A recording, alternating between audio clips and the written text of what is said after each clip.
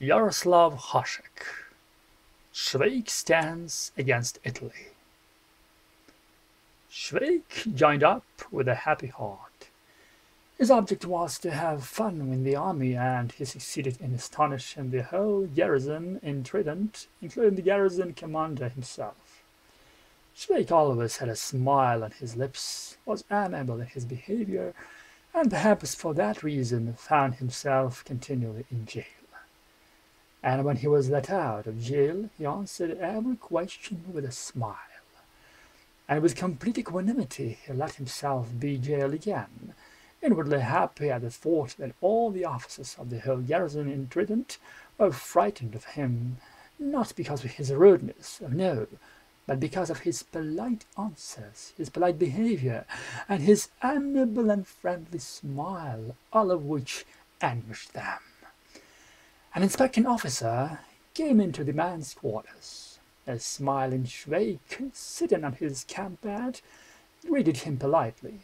"Humble report! Praise be to Jesus Christ!" Lieutenant Walk ground his teeth at the sight of Švejk's sincere, friendly smile, and would have relished knocking Švejk's cap straight on his head to make it conform with the regulations. But Švejk's warm and fervent look restrained him from any such display. Major Teller came into the room.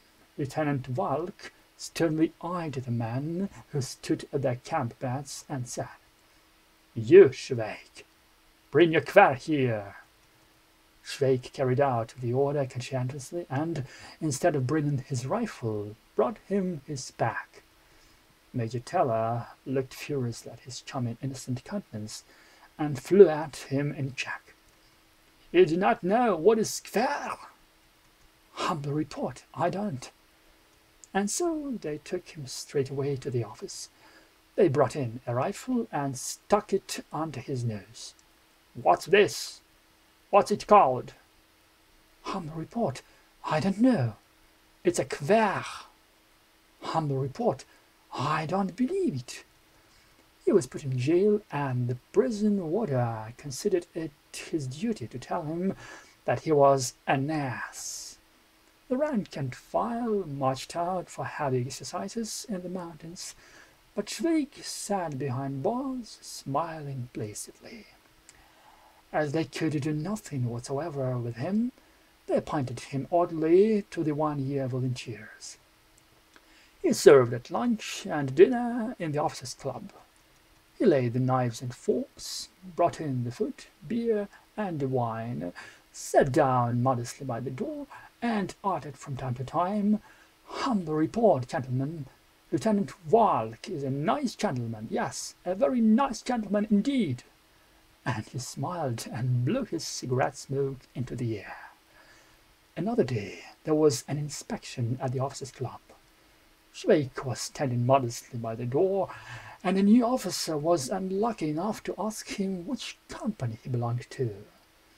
"Humble report, if you please. I don't know." "Hell's bells! Which regiment is stationed here?" "Humble report, if you please. I don't know." "For Christ's sake, man, what's the name of the garrison town here?" "Humble report, if you please. I don't know." "Then, man, how on earth did you get here?" With an amiable smile, and looking at the officer in a sweet and extremely pleasant manner, Švejk said, "Humble report. I was born, and after that I went to school. Later I learned to be a master joiner. After that they brought me to an inn, and there I had to strip naked. A few months later the gendarmes came for me and took me off to the barracks. At the barracks they examined me and said, 'Man, you're 3 weeks late in beginning your military service. We're going to put you in jail.' I asked why, when I didn't want to join the army and didn't even know what a soldier was. All the same, they clapped me in jail, then put me on a train and took me all over the place until we reached here. I didn't ask anyone what regiment, company, or town it was. so as not to offend anyone, but immediately during my first drill they jailed me because I lit a cigarette in the ranks, although I don't know why. And they put me in jail whenever I appeared, first because I lost my bayonet, then because I nearly shot the colonel at the rifle butts, until finally I am serving the 1-year volunteer gentleman. The good soldier Švejk fixed the officer with the radiant look of a child, and the latter did not know whether to laugh or get angry.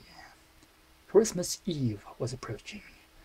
The 1-year volunteers had decorated a Christmas tree in the club, and after dinner the colonel gave a moving address, saying that Christ was born, as all of them knew, that he was delighted in having good soldiers, and that every good soldier should be delighted with himself.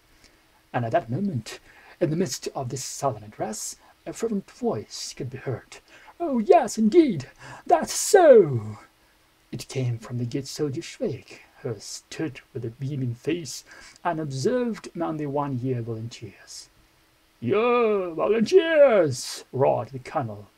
"Who was it who shouted that?" Švejk stepped forward from the ranks of the 1-year volunteers and looked smilingly at the colonel. "Humble report, sir. I serve the 1-year volunteer gentleman here, and I was very happy to hear what you kindly said just now. You've got your heart and soul in your job."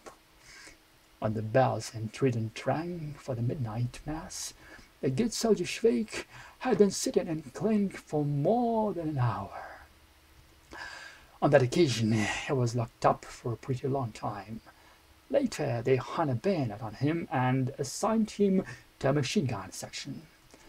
There were grand maneuvers on the Italian frontier, and the good soldier Švejk marched after the army. Before the expedition he had listened to a cadet's speech. "Imagine that Italy has declared war on us, and we are marching against the Italians." "Good then, forward march!" Švejk exclaimed, for which he got 6 days. After having served this punishment, he was sent off to his machine gun section together with 3 other prisoners and a corporal. First they marched along the valley, then they went on horseback up to the mountains, and, as could have been expected, Švejk got lost in the dense forest on the Italian frontier.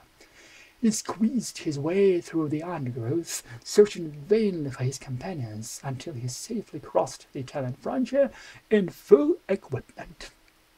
And it was there that the good soldier Švejk distinguished himself. A machine gun section from Milan had just had maneuvers on the Austrian frontier, and a mule with a machine gun and 8 men got up onto the plateau on which the good soldier Švejk was making his reconnaissance.